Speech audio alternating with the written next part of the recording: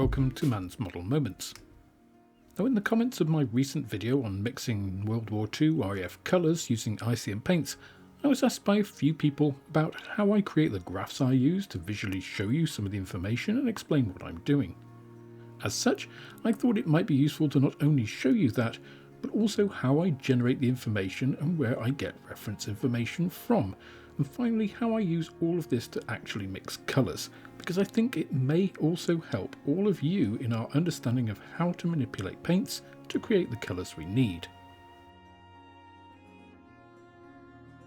Here's the graphic representation of this CIE lab colour space again, with our three axes: red-green, yellow-blue and light-dark. Another way to conceptualise this are as planes or discs of hue, those red-green and yellow-blue axes at different lightness values. These get smaller as you approach both pure white and pure black, since the visual difference between a very dark red and very dark brown, or a very light green and very light yellow, are much less than a medium red, brown, green or yellow. Now, the graphs I use in my videos are just created in Excel, nothing fancy. I use green-red on the x-axis and yellow-blue on the y-axis. Because we don't yet have holographic screens, representing the third axis is then done by changing the size of the bubble. Large bubbles are higher lightness values. Think of those discs being stacked away from you going into the monitor, with lighter values closest to you and darker ones further away, so any individual point will appear larger if it is close to you and smaller if it is further away. Now, of course, these graphs in Excel are square, but if we think of this in that disk format, it'll look more like this. We don't need to change anything in Excel, since in practice we don't get colours with extreme values in more than one of these two axes, so they naturally fall within that general disk area anyway. Here's ICM's complete paint range represented just to demonstrate that. This is all just representation, however, since the CIE lab space represents human perception, so the planes aren't actually circular at all, since our eyes don't perceive the same difference between two blues, the same as they would do between two reds with the same colour value difference. We don't really need to understand all the maths behind this, because it's very complex, only that we get a value out at the end to show how good our match is. Now, the second thing I want to do is offer something of an apology. You see, I don't think I did a very good job in my first video because I was using my home scanner to create the LAB values, with this then being colour corrected using a set of colour swatches I originally bought for film photography. That's because delta E values are illumination dependent, which means that under different lighting conditions they will change too. Now, that may be obvious, but it does have practical effects when we come to both mix what we might think of as accurate colours and how we want to represent them on a model. It's especially important to keep in mind if we're trying to recreate something from a period photograph or be as historically authentic as we can. I'll return again to this particular aspect later on.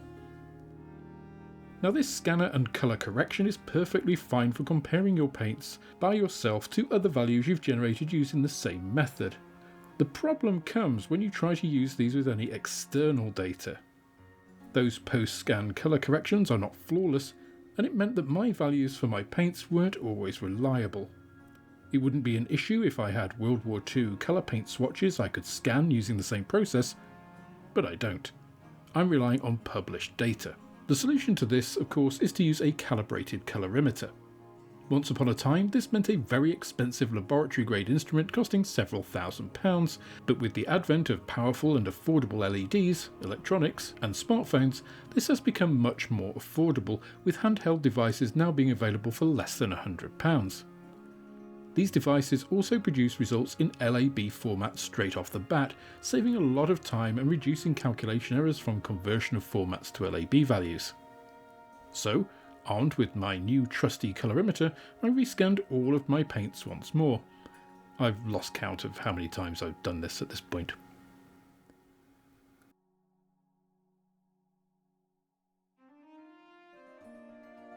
So that sorts our generated colour values. What about the reference colours that we're going to try to match? Of course, what we turn to here is research, whether it be the internet or physical. If you model modern subjects, then LAB values for Federal Standard or RAL colours are readily available from a number of free sources, making this extremely easy.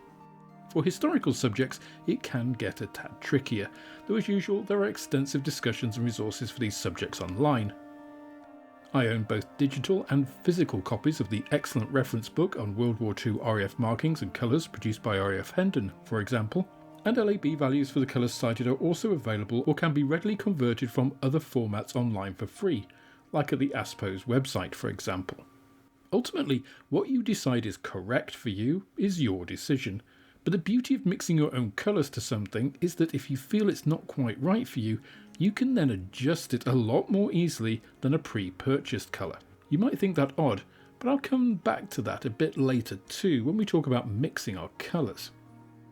Unfortunately, during the rescanning of my colour chits, I had discovered the reference values in my Excel sheet had been copied over in some places as well, and I wasn't exactly sure when.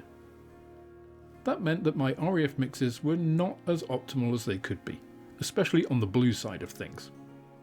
I also got a perfectly correct comment mentioning that World War II Azure Blue was not the post-World War II BS104 that I had actually called it in the video, despite me mixing to the World War II colour. Rescanning the paint mixes with a new colorimeter confirmed my suspicions. Not that they were completely wrong, but rather I knew I could do better, and showing you exactly how I'm going to do that would also potentially help you guys understand this more too, and help you mixing your own paints in the future. To further add to this, I also felt I could do better on the number of paints I used to perform these mixes. I think I used around 18 individual paints to mix the 12 colours in the first video, and I think this is too many. As I will be stocking the individual ICM colour paint pots from December 2024, I wanted to be able to mix accurate colours using no more paints than the number of colours I was mixing. 12 in the case of these initial RAF ones. That way, people will be able to buy these individual colours together to have everything they need at a reasonable price. So let's just remind ourselves of how these matches work. The difference between two colours is referred to as the DE2000 value, or delta E value, with smaller values being closer matches. A value of less than 1 is essentially the same colour, with values under 3 being essentially indistinguishable to most people, and values under 6 being pretty close. Values then steadily increase towards 100, which indicates a completely opposite colour. It's not quite as simple as this, but for our purposes we just need to know that we want to get values as close together as possible, ideally around or less than 3, but anything up to around 5 should be good enough for a simple colour mix. So we have the LAB values for both all of the paints we have, and also the colour reference we are trying to reach. So how do we go about actually mixing the colours to them? Well, there's a few ways to approach this, and I'll go through them shortly. Firstly, let's give an overview of them. The first way we can mix colours is that we find the paint closest to the values we want, and we adjust it to match. Secondly, we can take a selection of colours that we can estimate will produce the result we want, and adjust from there. Thirdly, we can use an app to create a mix for us, and use that as the basis of further adjustment. There are advantages and disadvantages to each method, so let's have a look at them in more detail with examples. Before I do that, however, let me show you some of the Excel sheet I used to help me with this. Here you can see I have the manufacturer and paint name, which allows easy sorting, and this additional column entitled Type, that just allows me to indicate a transparent or metallic paint, a mixture or standard, so I can include or exclude them easily depending on what I'm doing. I then have a hex code column which colours to the indicated hex code, which just gives me an easy visual reference when I'm looking through a great list.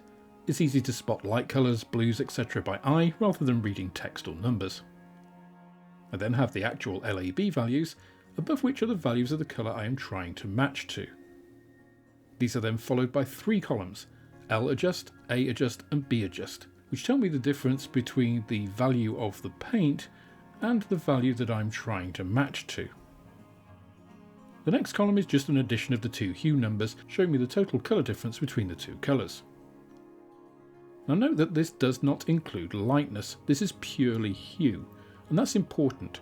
Essentially, this is the absolute colour difference between the colours without any lightness factored in, which is a huge determinant in our perception of the colours. The next column, entitled Total, does include that lightness, and we'll see why shortly. I also have these three columns: L mix, A mix and B mix, which are the LAB values of a theoretical colour that, when added one to one with the paint, would produce a mix equal to our desired shade. The final column here is the calculated DE2000 value, which is that value that we want to be as small as possible and is colour coded to turn yellow or green when in acceptable limits. So with all that defined, let's look at some examples to demonstrate our methodologies. First, let's start out, as we did last time, with BS241 dark green. Now last time I mentioned that ICM's 1069 extra dark green isn't a bad match straight away for BS241, but actually ICM have a bunch of colours which are also not a bad match, including two which are very close, 1072 and 1070. Now of the two, US dark green is better, being already exactly the same in terms of L and A values, with only the B value being a bit too yellow. As we're looking to neutralise that a little without affecting much else, I'm looking for a fairly neutral colour, so a grey, that has about the same lightness value. As it happens, 1037 dark grey is quite a good fit here, being on the bluish side of neutral and only a touch darker. Now as to how much to add, a 1:1 ratio is likely to be way too much, dragging us too far towards neutrality. We're only looking to just modify our 1072 a tiny amount, remember.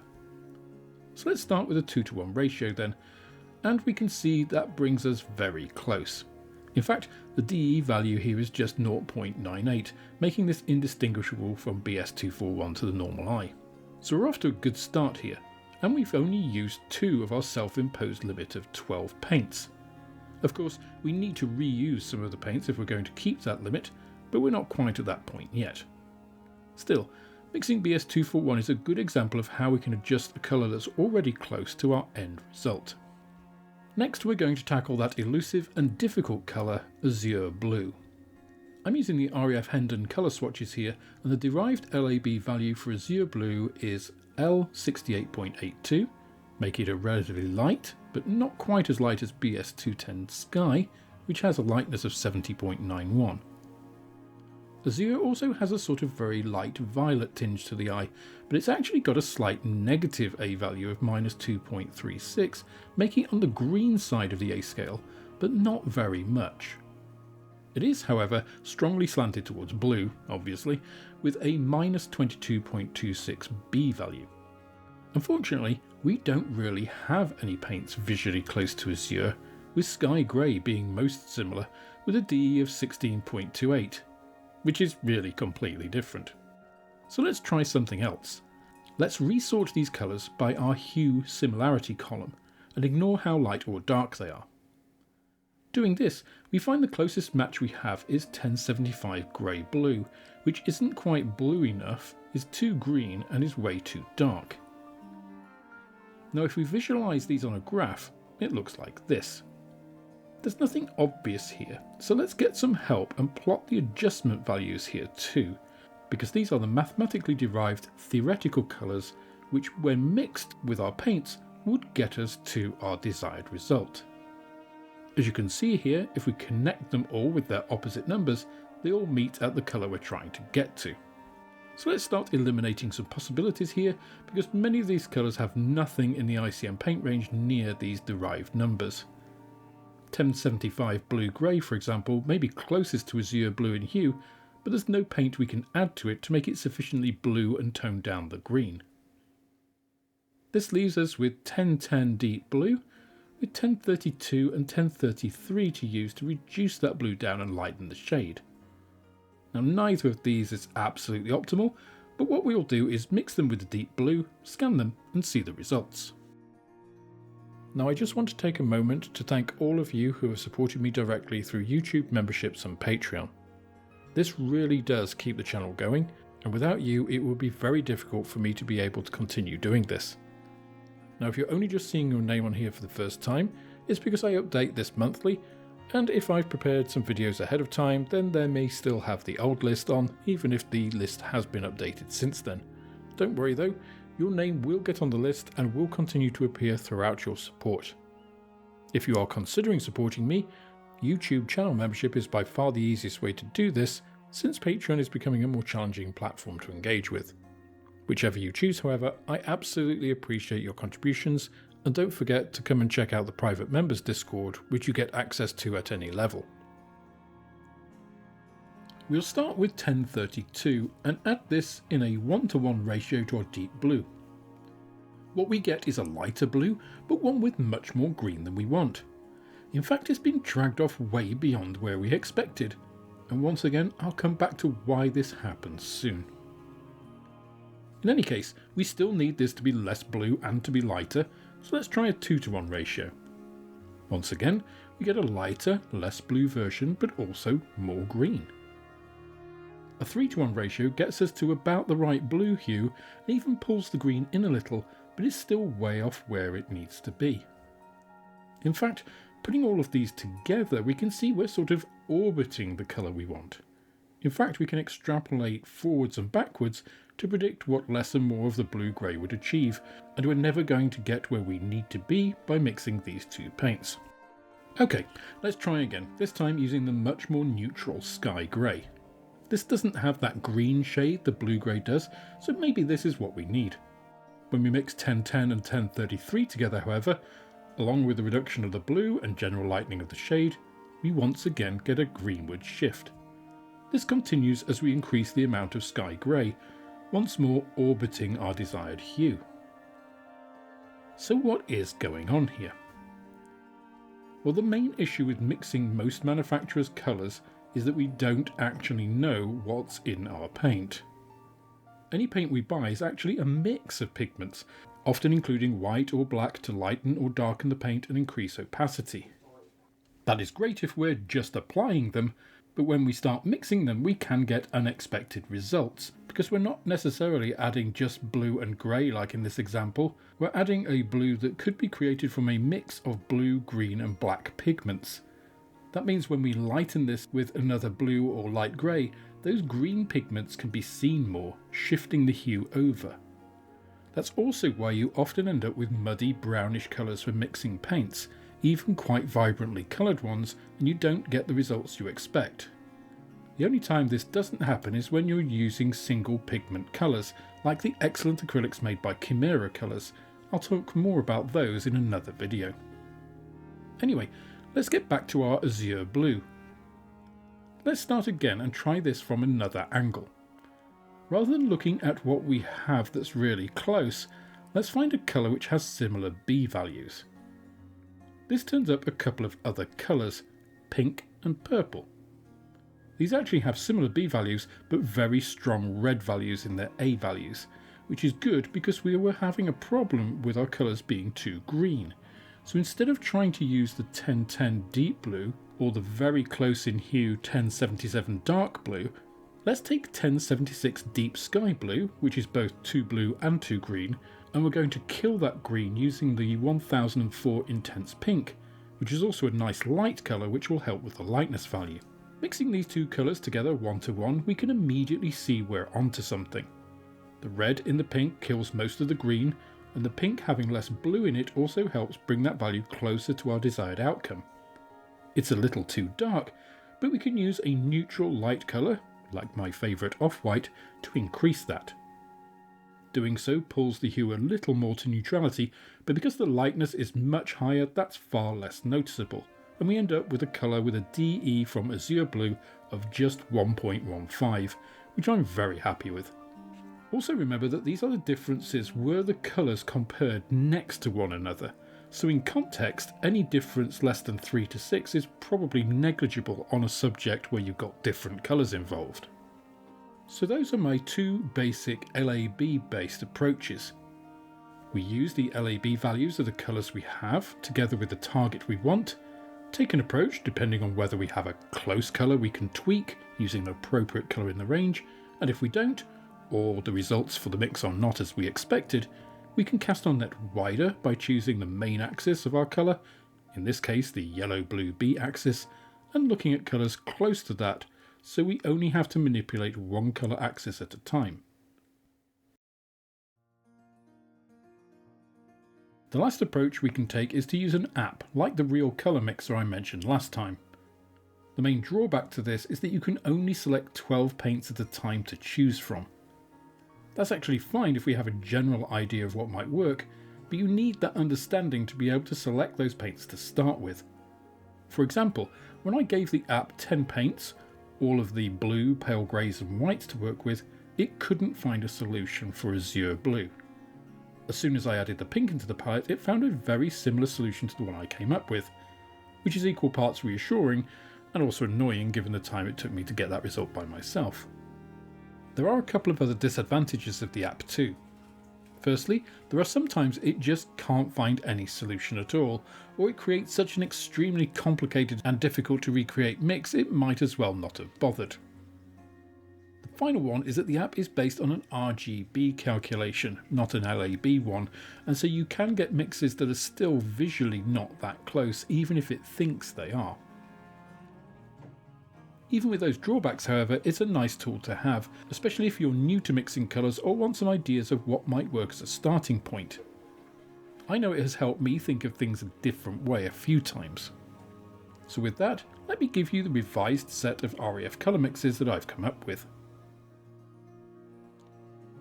BS350 Dark Earth is relatively simple.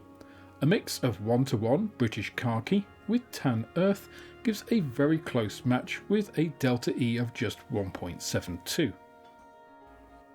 As we already have Dark Earth and Azure, we can then finish up our Mediterranean scheme by adding Middle Stone.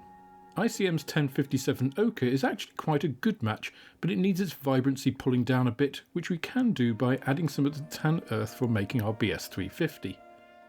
We do only need a little too, with 1 part 1058 to 4 of 1057, which gets us to a DE of about 3.4. The other complex mixture is BS283 Aircraft Grey Green, which is easy to make too bright, as I think I did before, or too dull. I'm going to take 1072 US Dark Green as a base here, but add 1076 to it. This gets us a nice green, but it's too dark and vibrant, so we'll lighten it with some 1030, which will take out a lot of that blue.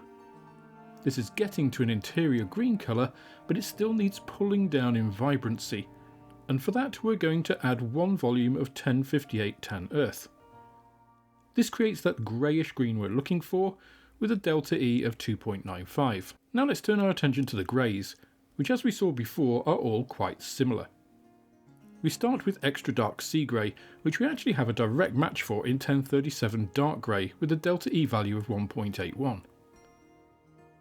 Dark sea grey is also pretty simple, as adding equal volumes of that dark grey and 1036 neutral grey gives us a colour even closer to the standard at a DE of 1.45. For medium sea grey, we take that 1037 neutral grey and add an equal volume of 1032 blue grey, getting us to just 2.33 away from BS637. 1036 neutral grey is also not too far from BS629 ocean grey, but if we add 1 part of 1028 Offwhite to 3 of 1036, we get our closest match yet, with a DE of 0.38. For our dark slate grey, we're going to lighten 1072 again, but this time with 1032 at a ratio of 2:1, giving us a match of 1.81. PRU Blue. Unfortunately, it's not quite as pretty as we made it last time, but it is a lot easier, as we're simply going to darken and tone down 1076 with 1037, 1:1. Next is Sky, which is another of those awkward colours. We're going to use a base of 1030 Ivory here, and to 4 volumes of that we're going to add 1 of 1074 Pale Blue with 1 of 1072 US Dark Green. This is about as complex as we get here, but it does get us very close with a DE of just 0.91. Now as I'm giving you an improved set, I thought I'd also add a few more colours in as well, from the same 12 paints. The first of these is 101 Sky Blue, which was often used and confused with Sky for both undersides, fuselage bands and identification lettering. For this we're going to start with Deep Sky Blue, but we're going to add 1072 and 1074 to it, and then lighten it with 4 volumes of 1030 Ivory. The next bonus colour is BS216 Eau de Nil, another early war colour that adds to the confusion of markings on these subjects. For this we're going to add equal parts deep sky blue with 1057 ochre, and then lighten that once again with 4 volumes of ivory. With these last 3 you should be ready to tackle the sticky ground of early war RAF aircraft. Last on our books for today is the rather misleadingly titled Light Mediterranean Blue, which is actually rather a dark shade. We're going to add 1004 to 2 volumes of 1076 here, and then darken that down with 1037. This produces a lighter, bluer shade than PRU Blue. So let's take a look at these on our Spitfire again. Without a direct comparison, it's probably hard to see much difference in these colours here, and that's because what something is next to makes a real difference in how we perceive colour. Very few people have the sort of colour recall that enables someone to say, "Oh yes, that's a different red from that similar red I saw yesterday." The actual variance before something becomes noticeably different without a direct comparison is much higher than the values we've been talking about, getting to a DE value of around 10 or so, and it's different depending on the individual and the lighting of the subject too. As I mentioned in my first video, that means that these may well appear too dark or saturated if applied directly to a model, as there's no scale effect or weathering built in. Just on that note of scale effect, I did have a comment on my prior RAF video that this wasn't a thing, and that effect can be accounted for by what background the model is placed on, something often referred to as enhanced contrast. I'm sure we've all seen the optical illusion of a block of the same colour grey on both a white and a black background appearing to be a different shade. So it is certainly true that our perception of something varies enormously depending on what background we see it against, because of course we don't see reality, our brains are interpreting things for us to give us our best shot at surviving in the world. However, light also doesn't interact with a small object in the same way as a large one, so this isn't the whole story. As modellers, we often don't put our subjects on a background as well, so whatever your rationale behind a model looking wrong if you paint it in super accurate colours, it still looks wrong. It doesn't matter what you call this, because the result is the same. So when I mention scale effect, therefore, I'm talking about making our models look right to our eyes and creating an illusion of our perceived reality. In practice, that usually means lightening and desaturating our colours, but this is why I'm providing you with as close to the standard colours as I can, because that is your most saturated point. Do what you will with it from there. So I hope that's given a bit more insight into how I'm mixing these colours, and hopefully demonstrate that I'm aiming for the best results I can give you, both in terms of colour matching, ease of mixing, and the number of paints to achieve these results. I'm working on RLM colours at the moment, and after that I'll turn to US World War II aircraft. I intend to work my way through as many nations, periods and genres as I can, so let me know if there's something specific you'd like me to concentrate on next. Of course, I still need to make other videos, but this series will carry on in the background as often as I can get to it. That's all for this instalment of Man's Model Moments. If you enjoyed the video, please click the like button, subscribe to the channel for more like it, and share this video with others you think would also enjoy it. You can also follow me on Instagram, Twitter and Facebook, and if you're feeling generous then I also have a Patreon, which is absolutely the best way of helping me to grow the channel and produce more content like this. With that, I hope you have plenty of modelling moments of your own, and I look forward to welcoming you on the next video.